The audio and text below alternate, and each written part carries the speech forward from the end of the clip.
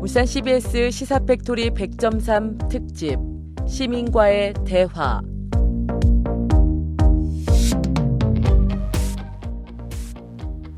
안녕하세요. 시사팩토리 100.3 특집 코너 시민과의 대화의 시민진행자 이태인입니다.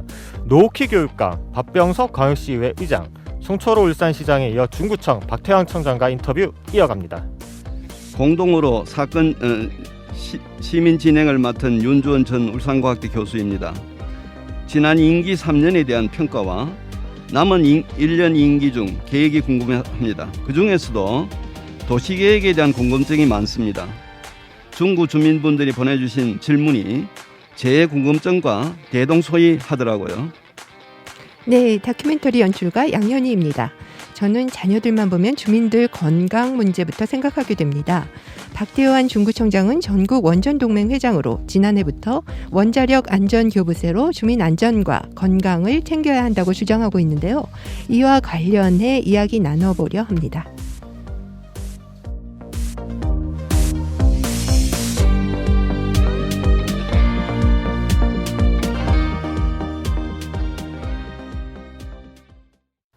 안녕하세요. 중구청장님. 네. 시사팩토리 100.3 청취자 여러분들께 인사 부탁드립니다. 네, 반갑습니다.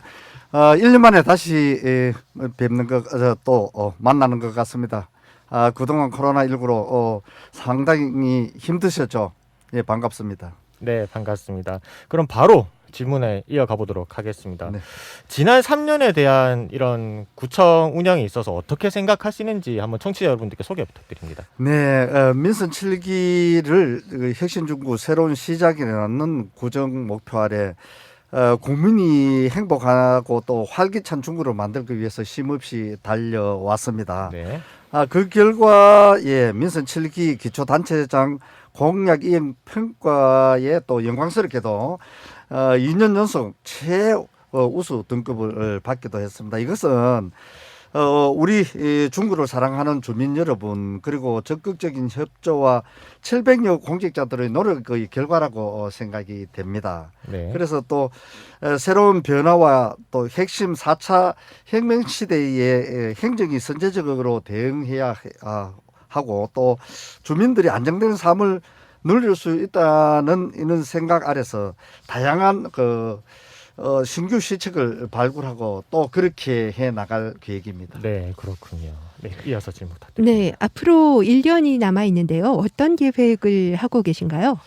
예, 민선 7기 공약은 4개 분야에 78개의 사업이 있습니다. 그래서 현재 31개의 사업은 원활하게 추진하고 있고 나머지 그 사업들도 이제 잘 준비되고 있습니다. 그래서 새로운 미래를 열어가는 혁신 성장의 중심 도시로 나아가기 위해서 열심히 노력하고 있고요.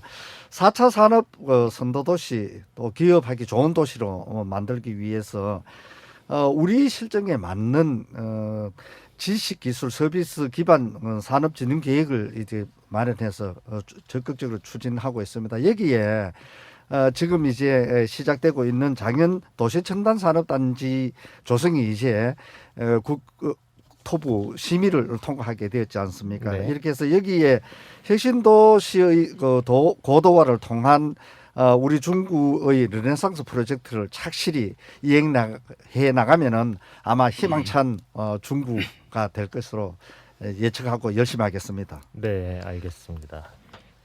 최근에 신세계가 중구 혁신도시 상업지에 주상복합시설 건립 계획을 발표했습니다.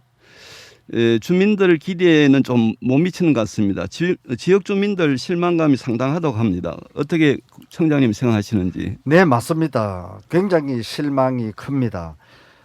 지난달 신세계 측에서 울산시를 방문해서 오피스텔 1440세대 그러니까 지하 7층 지상 49층을 짓겠다고 이렇게 했습니다. 그리고 또 우리가 바라는 복합 상업시설은 상계층에 불과하는 발표를 했습니다.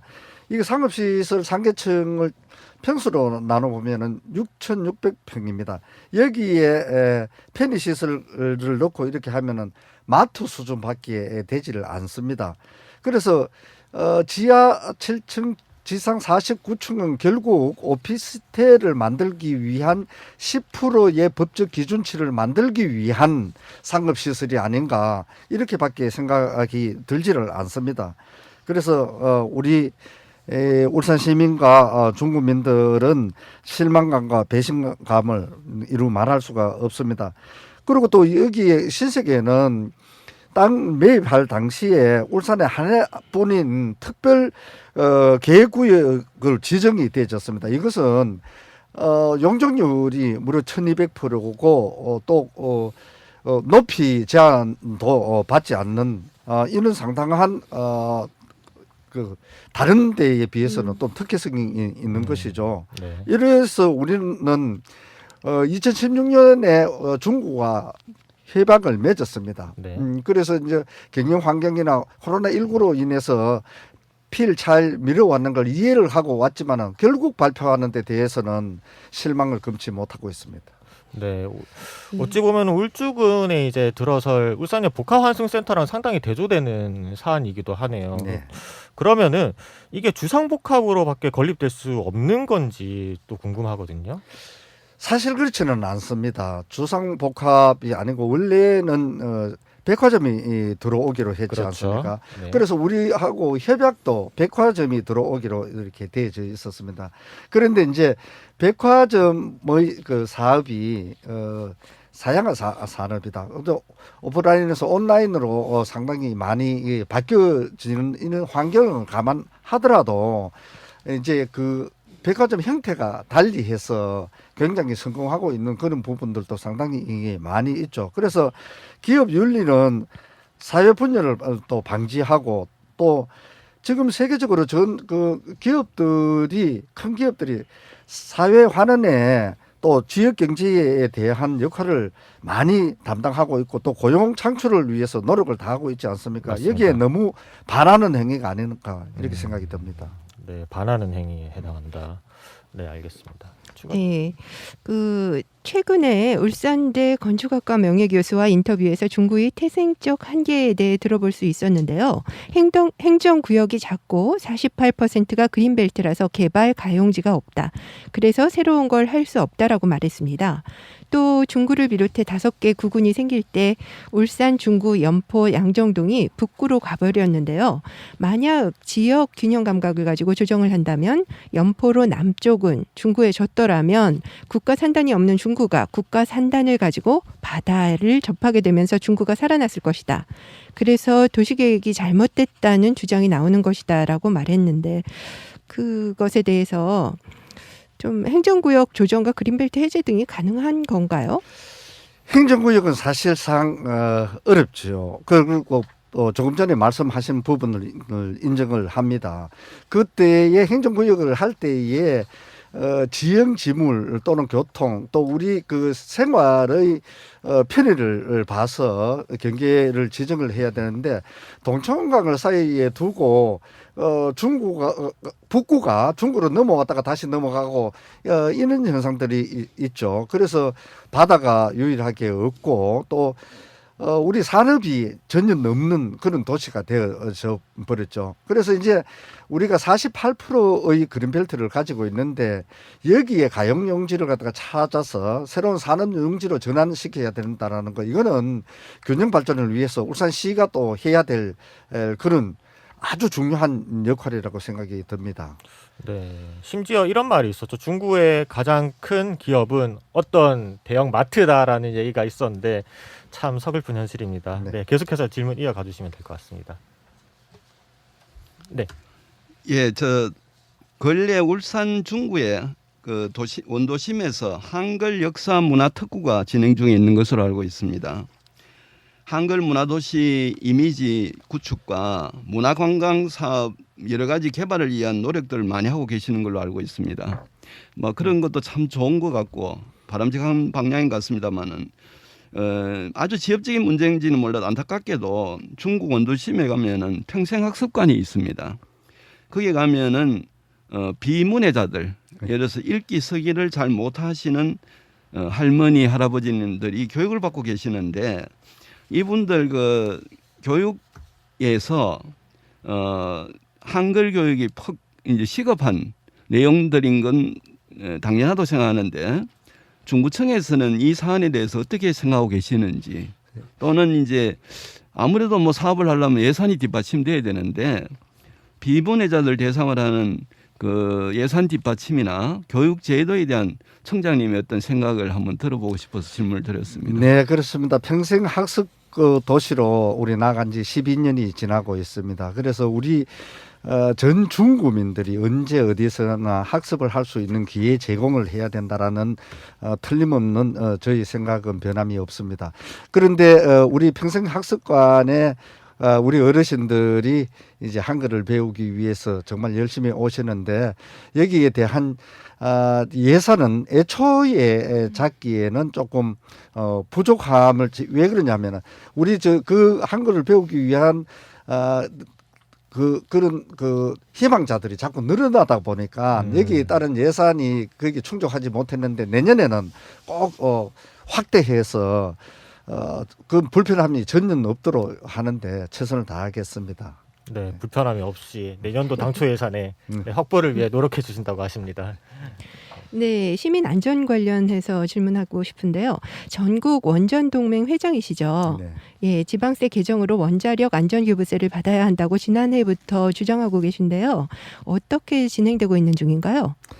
예, 작년에 국회에 상정이 되어 있습니다. 그럼 이제 국회 통과를 위해서 추진 동력을 확보하기 위해서 조직 확장 사업을 열심히 해왔습니다. 그래서 16개 지자체 314만 주민들로 굉장히 조직이 탄탄하고 또 확고하게 이렇게 되어져 있습니다. 그래서 최근에는 여기 행안부의 국회의원들을 차례대로 다 만났고요. 또 총리 면담도 했고 또 야당 원내대표 면담도 했고 그래서 이제 최근에는 여당 대표하고 시간을 조정하고 있고 대통령 면담도 요청해 놓은 상태입니다. 네.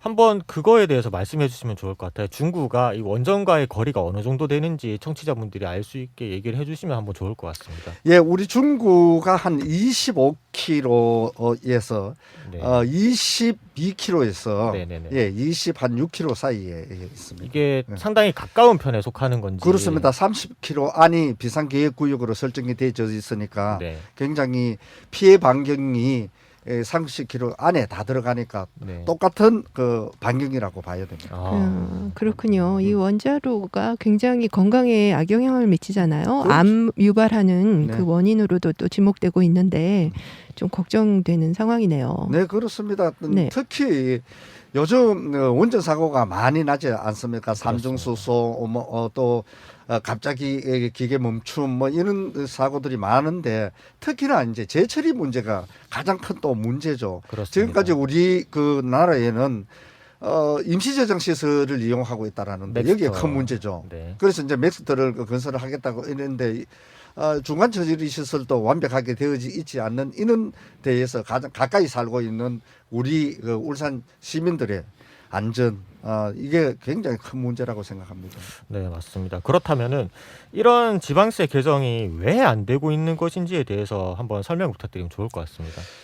예, 우선 그 예산을 담당하는 부처에서는 그 조금 곤란한 입장을 비치죠. 그 전체 예산을 놓고 조정을 해야 되니까. 네. 그런데 제가 설명하기 전에는 원전하고 그 인근 지역하고 거리가 먼 지역에 계시는 분들 또는 국회의원이나 여기에 해당되시는 분들은 그렇게 위험의 감각이 없습니다. 그러니까 근데 저희들이 위험 요소에 대한 설명을 갖다 해놓고 법이 또 이렇게 바뀌어졌다. 모순이 아니냐 이렇게 이해할 때는 100% 전부 동의를 합니다. 네. 그래서 이거는 교부세를 확보해야 될 필요성을 공감해 나가는 데는 굉장히 긍정적인 신호가 이거 일어나고 있습니다. 네. 교부세 받으시면 어떤 용도로 사용되는 겁니까? 첫째 이제 우리 주민들의 원전의 안전에 관련한 부분 그리고 우리 원전으로부터 또 재산을 보호하기 위한 이런 조치에 또 우리 또 국민 시민들의 안전에 대한 이는 그 비용으로 사용을 할 생각입니다. 아유, 예, 잘 알겠습니다. 시민의 안전 중요하죠. 예, 매우 예. 중요하죠. 네. 그리고 네, 추가로 또 한번 질문을 주시면 좋을 것 같습니다. 이제 2022년에 지방선거가 1년이 채 남지 않았는데요. 내년도 선거와 관련해서는 어떤 계획이 있으신가요? 예, 뭐 우리 중국은 새로운 변화와 또 핵심인 그 4차 산업혁명 시대에 행정이 선제적으로 또 대응을 갖다 해야 되고 또 주민이 안정된 삶을 누릴 수 있는 생각 아래서 다양한 시책을 발굴하고 또 추진하고 있는데 이제 그 하나의 제도가 뿌리 내리고 정착하기에는 4년이 사실상 부족한 게 사실입니다. 그래서 장시간 소요되는 사업들도 많이 있고 또 이를 올해 마무리해야 되는 그런 사업들도 있는데 우리 중국에는 굉장히 발빠르게 변화하고 있기 때문에 이것을 마무리할 시간이 필요하지 않느냐 그런 생각이 듭니다. 마무리할 시간이라 함은 네. 이제 한 번 더 기회가 주어진다면 네, 제가 그렇습니다. 최선을 다해서 이제 해주신다는 그런 말씀으로 알아들을 수 있을 것 네, 같습니다. 맞습니다. 네. 그렇다면은 네, 또 마지막 질문을 한번 해주시면 좋을 것 같습니다. 청장님, 오늘 뭐 우리 대담을 나누었습니다마는 이 과정에서 뭐 느끼신 소감이나 아니면 꼭 그 하시고 싶은 말씀, 아쉬운 점이 있으면 한 말씀 더 부탁드리겠습니다. 예, 우리 중국에는 조금 전에 말씀해 주셨듯이 산업이 없었습니다. 그러나 이제 관광 하나로 가지고 우리 중국어가 살아나가기에는 역부족이고 그 하나의 축이 될 수는 있지만은 그래서 신산업 그래 신성장 동력을 찾아냈다. 그게 이제 4차 산업의 혁명에 맞는 그런 산업을 발굴해서 중소기업을 강소기업을 만들고 장년 첨단 산업 단지에 입주시켜서 우리 중국의 새로운 산업, 새로운 기술의 보고 역할을 갖다가 할 수 있는 이는 체계를 빨리 갖춰야 된다. 이렇게 생각을 해서 중국 르네상스 프로젝트를 활기차게 완성해 나가는데 그 역점을 다할 생각입니다. 네, 감사합니다. 오늘 이렇게 시사팩토리 100.3 청취자 여러분들과 함께해 주셔서 너무 감사합니다. 네, 네. 고맙습니다. 네, 출연 감사합니다. 네. 시민과의 대화, 박태환 울산 중구청장 편 방송에 나가고 있는데요. 오늘 중구청 도시계획에 대한 이야기 그리고 원자력 안전교부세 사용 방안에 대한 이야기 기억에 남습니다. 그리고 박태환 중구청장 개인의 내년 지방선거까지 살짝 들어봤는데요. 오늘 시민진행자로 윤주은 전 교수 그리고 양현희 다큐멘터리 감독께서 함께했는데 인터뷰 어땠는지 궁금합니다. 우리 예. 전 교수님께서. 네. 예, 저는 그 다원 주민입니다. 다원동 주민인데요. 다원 장날에 우리 중구청장님 가끔 배웠습니다. 네. 항상 주민들 잘 챙기시고 업무 추진을 잘 하셔서 마감을 잘 해주시길 기대합니다. 감사합니다. 열심히 하겠습니다. 네. 뭐 열심히 하시는 것 같습니다. QR코드 찍으면은 뭐 중구에 건의사항도 올리게 해놓으시고 아무것도 안 하고 현상 유지만 하는 것보다 뭔가 좀 부족해도 열심히 하는 것이 장기적인 발전을 위해서 더 낫다고 생각을 합니다. 시민들이 소리에 계속 귀 기울여 주셔서 정말 그냥 보이기 위한 것이 아니라 안에 들어있는 그 마음을 좀 읽어주시는 그런 일을 해주셨으면 감사하겠습니다. 네, 꼭 그렇게 하겠습니다. 열심히 하겠습니다. 네, 지금 황강희 개코의 당신의 밤 나가고 있는데요. 이어서 10cm의 사랑은 은하수 다방에서까지 듣겠습니다. 김성광 PD가 윤동주 시인을 정말 좋아하는데요. 그 팬심을 선곡으로 드러내고 말았습니다. 당신의 시처럼 한 점 부끄럼 없길, 당신의 삶처럼 죽어가는 것을 사랑할 수 있길. 이 가사가 마음에 남네요. 오늘 함께한 시사팩토리 100.3 특집 시민과의 대화는 온라인 노컷 뉴스를 통해 다시 찾아서 들을 수 있습니다. 지금까지 진행의 이태인, 윤주은, 양현희, 기술의 강승복, 연출의 김성광이었습니다.